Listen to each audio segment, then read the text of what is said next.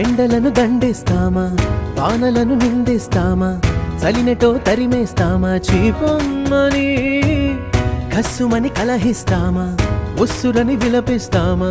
రోజులతో రాజీ పడమా, సర్లెమ్మని సాటి మనుషులతో మాత్రం సాగనని ఎందుకు పంతం, పూటకొక పేచి పడుతూ ఏం సాధిస్తామంటే ఏం చెబుతాం, ఎక్కిళ్ళే పెట్టి ఏడుస్తుంటే కష్టం పోతుందా కదా,